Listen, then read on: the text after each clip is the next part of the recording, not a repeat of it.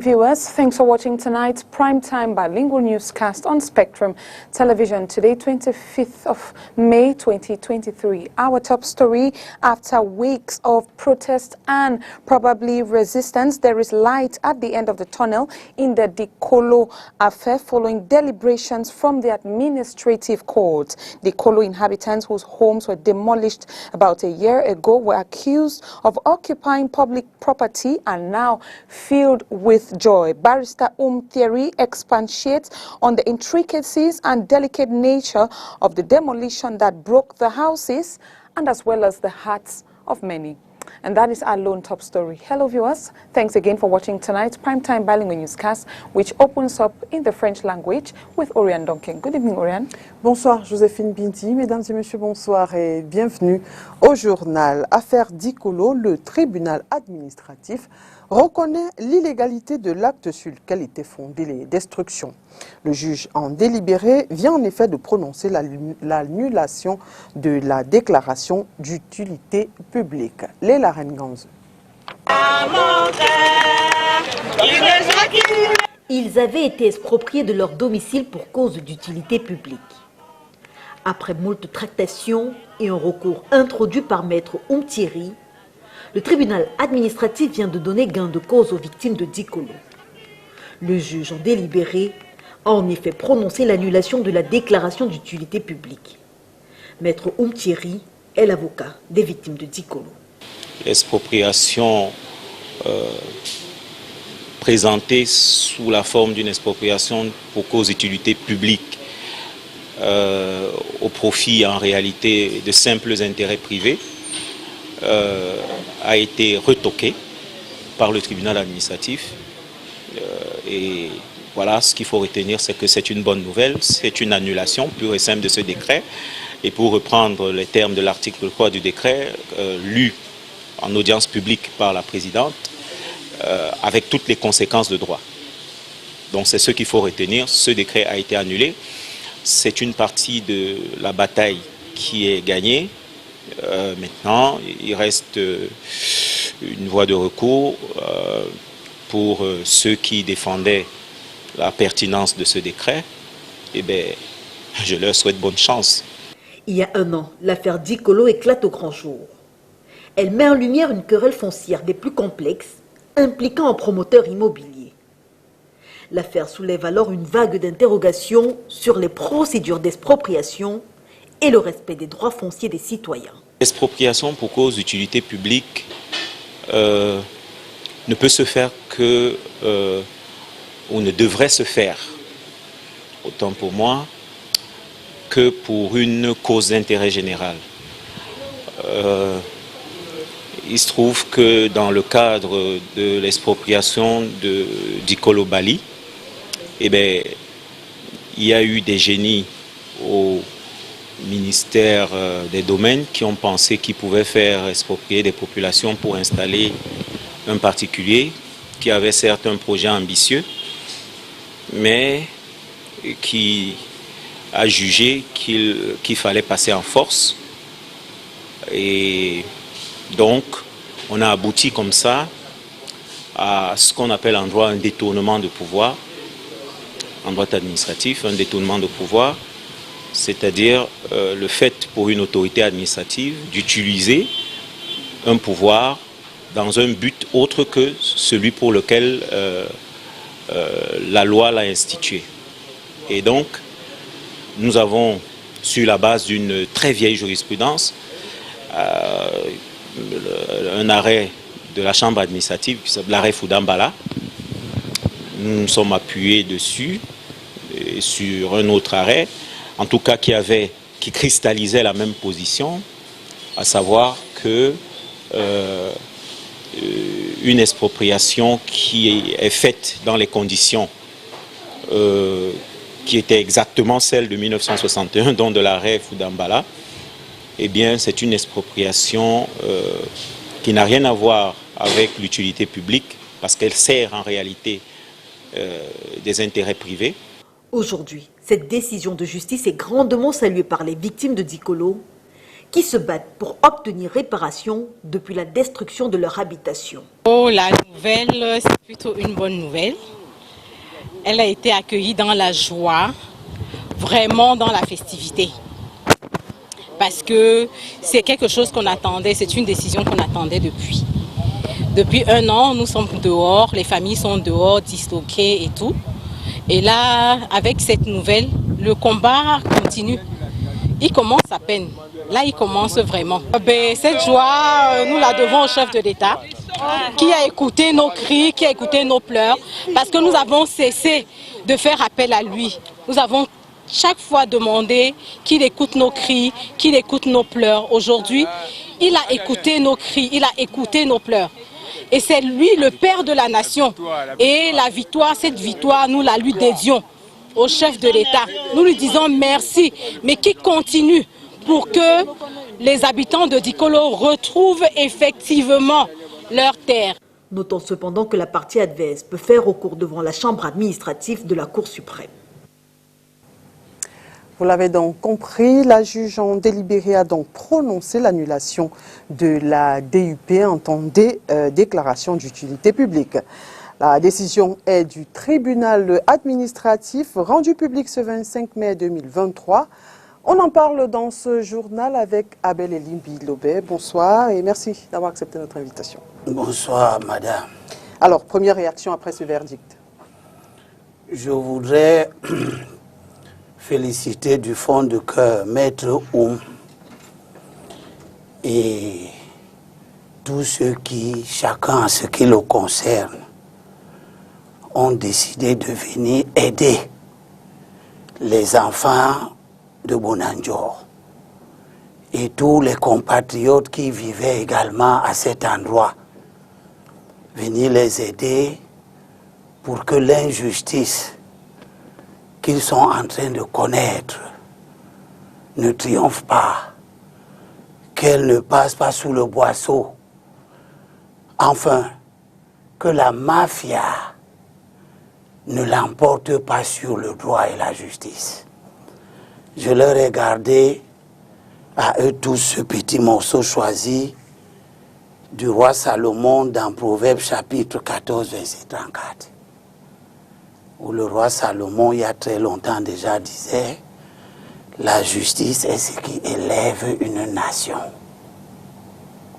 La justice est ce qui élève une nation, pas la mafia. Très bien. Il faut dire que le tribunal administratif reconnaît que l'acte sur lequel étaient fondées ces destructions n'était pas légal. Qu'est-ce qu'il faut retenir et selon vous, quelle est la suite? La première chose qu'il faut retenir, c'est que quand cette affaire, nous l'avons mise à nu, on a vu des zélés du RDPC venir sur les plateaux, alors que ce n'est pas un problème qui concerne le RDPC. Ce n'est pas le RDPC qui est mis en cause. C'est des acteurs dont la mentalité est corrompue, qui pensent que quand on a l'argent, on peut aujourd'hui au Cameroun tout faire, tout acheter. Madame, vous savez qu'on peut vous faire naître même demain. On vous fabrique un acte de naissance demain dans la ville où vous voulez, on vous donne l'âge que vous voulez. Ce sont ces gens qui sont mis en cause. Et on a vu sur les plateaux de télévision des gens qui sont venus démontrer que la construction d'un hôtel privé à capital privé est d'utilité publique. Et du coup, nous avons eu un grand débat sur la notion d'utilité publique. L'annulation de la DUP, c'est-à-dire la déclaration d'utilité publique, faite par le ministre des Domaines à l'époque, pour dire que les travaux de construction d'un hôtel sont d'utilité publique, un hôtel privé. Eh bien, la décision du juge vient stopper ce débat en disant que les travaux de construction d'un hôtel privé ne sont pas d'utilité publique. C'est pour ça que la DUP est annulée. Parce que la DUP, c'est que le ministre constate que ce que vous voulez faire est bon Pour la nation. Non, non, parce que même quand vous construisez, même quand vous achetez votre taxi, c'est bon pour la nation. Même quand vous achetez, vous créez votre usine, c'est bon pour la nation. Mais ce n'est pas d'utilité publique parce que vous, moi, elle et les autres, nous n'avons pas une espèce de copropriété avec ce que vous avez fait. Donc nous avons assisté à une volonté manifeste de travestir des notions essentielles dans la construction d'une nation. L'expropriation, si vous lisez la lettre de la loi que j'ai ici devant moi, la loi portant relative à l'expropriation pour cause d'utilité publique, le chef de l'État dit pour la réalisation des objectifs d'intérêt général. L'État peut recourir à la procédure d'expropriation pour cause d'utilité publique. Est-ce que, madame, si je veux construire mon hôtel, c'est la réalisation d'un objectif d'intérêt général? Tout ce vous laissez passer dans ce pays comme si on ne sait plus la différence qu'il y a entre celui qui construit l'hôtel La Falaise et le lycée qu'on construit et l'hôpital général de Douala, etc., etc. On a voulu nous mettre dans un mélange. Je pense que la décision du tribunal administratif vient stopper et fera dorénavant jurisprudence pour montrer que ce n'est pas parce que vous créez une entreprise qui va utiliser des Camerounais payer les salaires qu'elle relève de l'utilité publique. Alors très bien, maintenant, quelle suite aujourd'hui, oui, la procédure est stoppée. What next? Il y a beaucoup de choses qui doivent suivre. C'est pour cela que ce qui s'est passé ce matin est le commencement de prise de siège de la vérité et de la justice. La justice et la vérité. Vous savez, les gens ont l'habitude de dire dans d'autres pays que le mensonge prend l'ascenseur et la vérité prend les escaliers. Donc elle arrive toujours un peu en retard. Et les bandits ont toujours l'impression que comme la vérité arrive en retard, elle n'arrivera jamais. Bon, elle commence déjà à arriver. Ouais. Elle a quelque chose de particulier, la vérité, c'est qu'elle est comme l'eau, le cours d'eau. Vous barrez ici, il passe par là. Vous barrez là-bas, il passe par là. Surtout si, et c'est à ça que je m'en tiens, je demande que les gens nous aident à faire en sorte que toutes les procédures qui sont engagées pour la manifestation de la vérité, qu'elles ne dorment pas dans les tiroirs. Comme vous avez demandé maintenant quoi? C'est quoi la suite? 3 titres fonciers ont été établis sur le site de Dikolo au profit de l'État du Cameroun. Ce n'est pas ce que prévoit la loi. La loi prévoit que le décret d'expropriation entraîne transfert de propriété et permet de muter les titres fonciers existants au nom de l'État. Ce n'est pas ce qu'on a fait. Les titres fonciers de Dikolo, 21, que l'État lui-même a découvert, parce que nous on avait 13, 14. Mais quand la commission commandée probablement par le chef de l'État s'est réunie, le chef service départemental des domaines et le chef service départemental du cadastre sont rentrés dans les livres fonciers de Vouri et ont découvert qu'à Dikolo, il y avait 21 titres fonciers. Ces 21 titres fonciers n'ont jamais été mutés au profit de l'État du Cameroun, conformément à la lettre et à l'esprit de la loi. On a fait autre chose. Ce qu'on a fait, c'est qu'on a fabriqué à l'État 3 titres fonciers qu'on est venu poser sur les titres fonciers d'autrui. Donc, ce n'est même pas quelque chose qui correspond à ce qu'il faut faire dans une procédure d'expropriation.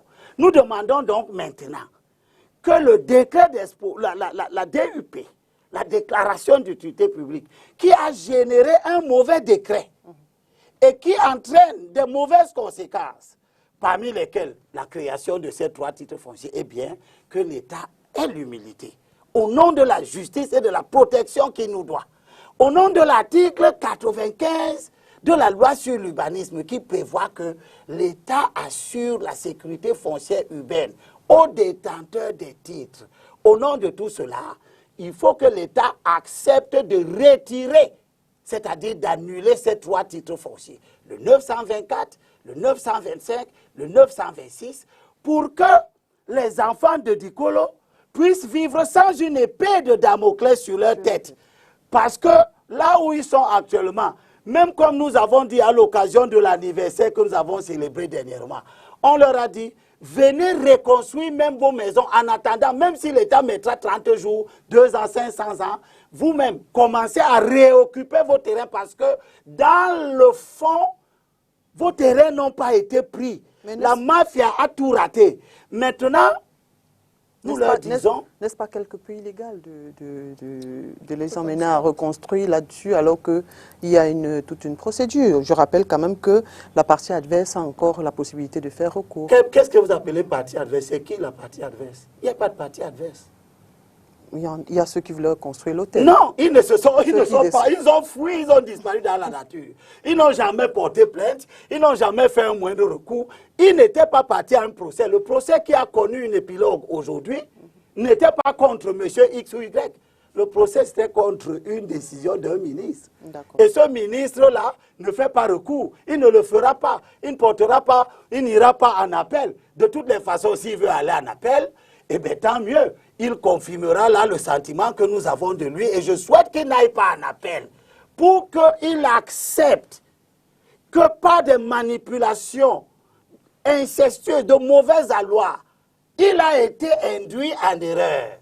Les travaux de construction d'un hôtel ne peuvent pas être, un hôtel privé ne peut pas être d'intérêt public. Merci. Vu comme cela, eh bien, une fois que ces 3 titres fonciers sont retirés et que l'épée de Damoclès sur la tête des enfants de Dikolo va donc disparaître, il reste qu'on a détruit les biens privés.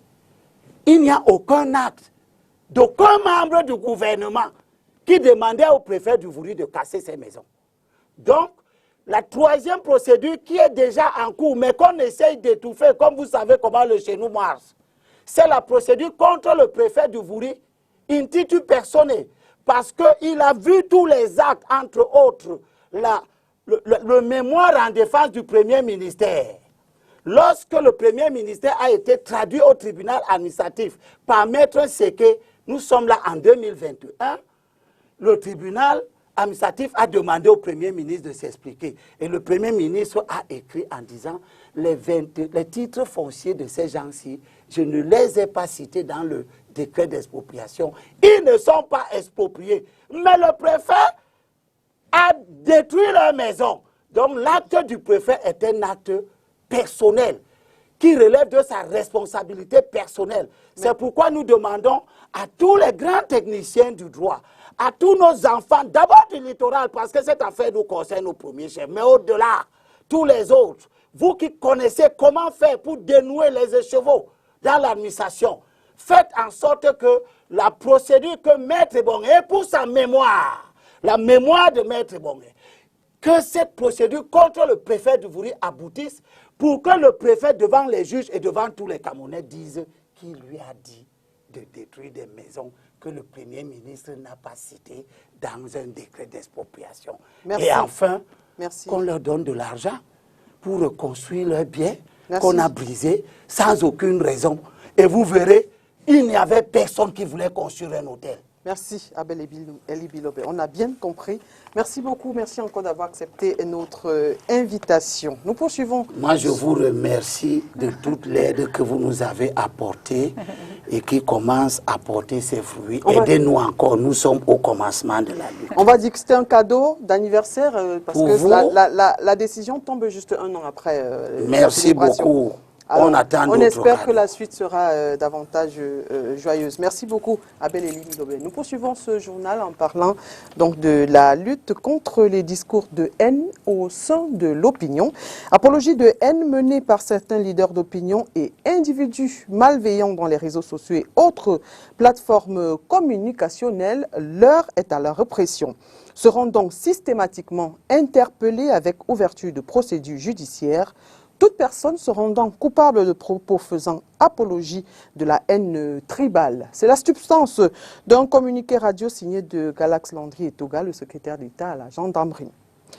Quelles causes et quelles solutions face à la montée du repli identitaire ces jours à Yaoundé? Les habitants participent à la réflexion en donnant leur avis. C'est dans cet élément que signe Olivier Bouzik. Le discours de haine actuellement au Cameroun, moi je pense que c'est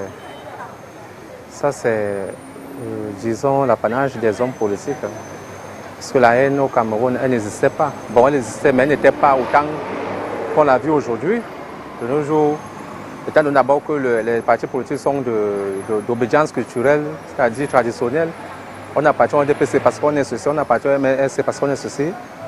Bon, tout ça maintenant, avec ce qui se passe dans les partis politiques, ça a créé un flou total. Pour moi, généralement, avant qu'il n'y ait ces réseaux sociaux, c'est vrai qu'on ne parlait pas trop de tribalisme. Mais maintenant qu'il y a eu la venue des réseaux sociaux et tout, je trouve que ça ne fait que prendre de plus en plus l'ampleur. Bon, je ne sais pas si c'est ce que nos frères voient sur ces réseaux sociaux, ce que les Occidentaux nous montrent, mais j'ai comme l'impression que c'est ça qui fait en sorte que ça prenne beaucoup plus d'ampleur en fait. Pour les hommes de certaines catégories, nous avons grandi dans un quartier, on ancrait chez le Bamileke, les détones, tout ça, ainsi de suite, sans distinction. Mais aujourd'hui, ces discours prolifèrent surtout, c'est le fait des hommes politiques et de ceux qui nous dirigent, pour mieux conserver les avantages qu'ils ont. Moi, je pense que c'est ça, parce que beaucoup sont en difficulté et nous sommes dans une période de transition. Je crois que voilà le branche. C'est les hommes politiques et ceux qui nous dirigent qui sont en train de favoriser ces discours tribalistes. Ce que je peux dire en tant qu'éducateur, c'est ce que nous enseignons, de ne pas juger quelqu'un à partir de ses origines, à partir de sa situation.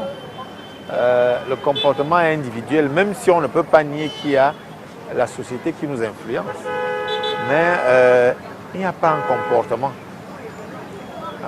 qu'on peut retrouver chaque individu appartenant à un groupe. Entre les communautés, le vivre ensemble dont on parle, ce n'est pas aujourd'hui qu'on le vit. Parce que c'est devenu un slogan politique. Or, c'est des choses qu'on vit depuis sans problème. Mais maintenant, parce que les gens ont le programme, ils se cachent de rien pour parler de vivre ensemble comme si on ne vivait pas ensemble depuis. Nous, on vit ensemble sans problème. Donc, vraiment, qu'on nous excuse. Moi, je suis contre cela. Nous, on vit notre vie, notre petite vie sans problème. Donc, il ne faut pas qu'on suive cette voie-là, parce que c'est une voie qui va nous détruire pour rien. And we still remain in the nation's capital, Yaoundé, where Professor Wilfred Gapsa, Secretary General at the Ministry of Higher Education, has today in Yaoundé presided over the third ordinary session workshop on the Technical Commission in charge of operations in the higher education sector. The highlights of the workshop in the following excerpt, cut for us by Olivier Mbuzike. For the higher education system, as a teacher of the higher education system, to me, it's shameful that we should be academics of high standing, known all over the world. Some of us studied where we studied, came back with our certificate, but the certificate that we obtained before traveling out of this country, we are still unable to get them until this day. It is an aberration. As I say, it is shameful that we have to wait for very high instructions to come from the head of state for us to do the job that we are supposed to do within the higher education system. We are aware, for some of us who are following the news every day, there have been a serious problem for Cameroonians who are struggling to get into the Bar Council in Rwanda, who have gone to school for the number of years required, are waiting to obtain their end of course certifications to be able to enter the Bar Council, but are unable to do so because they don't have certificates. In spite of the very high instructions of the head of state, we are still unable on university institutions to provide certificates to those Cameroonians to help them progress. And it's a general issue. We have to make one point clear. We are decrying this issue within the higher education system. The Minister of State, I must say, is tired of the issue. Some universities are doing fine. They are already catching up with the process, struggling to catch up with the past certificates that have not been issued. But there are some institutions that are behaving as if we are living in a different world. I think this commission today's meeting today to remind us of our responsibilities, for us to understand that even if there were problems, this is the time to raise those problems. If there are problems that cannot be solved by the Minister of State, Minister of Higher Education, as the supervisor of the higher education system, definitely he will know how to address the issue, report to his hierarchy, and eventually, why not seek the very high authorization of the head of state if it becomes necessary. It is not as if there are problems that are impossible for the state to resolve. We are holding today, reminding ourselves of these responsibilities, calling the attention of rectors and vice chancellors that it is time for us to make Cameroonians comfortable where they are, give them their certificates so students can have their rights satisfied. It's not a favor that any university is doing to a student at the end of a training program. You finish your studies by cycle, you should be able to obtain a certificate by that cycle. First degree, master's degree, doctorate degree, if that is necessary. That's why we are here today. Visite ce 25 mai 2023 des étudiants de l'Institut des Beaux-Arts de l'Université de Douala en Konsamba. Visite donc à STV. C'est le satisfecit général. Après le tour du propriétaire, étudiants et encadreurs ont apprécié chacun des moments passés dans chaque département et les échanges avec les responsables de ces départements. Spectrum Télévision fait partie des médias dont le sérieux et le professionnalisme dans le paysage audiovisuel le place dans les organes de presse de référence. C'est la raison pour laquelle ces étudiants étaient donc en visite dans nos locaux ce jour. Je vous propose à présent d'écouter le docteur Jacques Merlin Bel-Yembe. Il est enseignant chargé de cours permanent à l'Institut des Beaux-Arts de l'Université de Douala en Konsamba. Il s'exprime au micro de Nono Foutu. Paysage audiovisuel camerounais, STV apparaît incontestablement comme un des médias de référence. Déjà que nous n'en avons pas beaucoup. Donc, qu'on le veuille ou pas, on est obligé de constater, de reconnaître que STV se distingue du peu de médias que nous avons chez nous. Donc, je crois que c'est là la raison principale qui nous a motivés à retenir STV, parce que, quand je dis retenir, il y en a quelques-uns que nous avons visités. Donc, à retenir STV parmi les médias que nous souhaitions faire visiter à nos étudiants cette année. Je voudrais dire que nous avons fait le tour de la maison. Nous avons visité les différents compartiments techniques, les différents bureaux. Globalement, nous sommes satisfaits de ce que nous avons vu. Nous avons vu un personnel sérieux, appliqué et voilà, dévoué à sa tâche. Nous avons fait la rencontre de plusieurs figures des médias que nous avons que nous voyons habituellement à l'écran. Nous avons pu échanger avec elles. Mon plaisir se situe surtout au niveau de... Voilà, ma satisfaction se situe surtout au niveau de l'impression que j'ai eue de ce que les étudiants avaient tiré beaucoup d'enseignements des échanges que nous avons eus avec les différents spécialistes. Donc voilà à quel niveau se situe ma plus grosse satisfaction. Donc globalement satisfait de ce que nous avons vu. And we talk sports, as the degrading state of football in Cameroon has been blamed on the absence of proper structure with regards to youth football development. Absence of pitches, championships are some of the problems highlighted. Let's visit an academy who is braving all these odds in grooming some young footballers. Oni Ladonet has more. Amongst these quick feet are likely some of Cameroon's next footballers. These are players of the Enes Mabuka Academy, situated at Sitesik in the Douala 5 municipality. Founded 4 years ago, with the aim of assisting parents in grooming future leaders, this academy boasts of over 40 players from the under-8 to the under-15 category. Je crois que beaucoup ne comprennent pas. Le plus important, c'est de faire jouer les enfants de 13 ans à 14 ans. Oui. Dans les U15, pour le processus de 2 ans, ils seront bien. Et en montant dans les U17, on doit voir les joueurs de U15 qui jouent le U17. Here, children are taught the basics of football.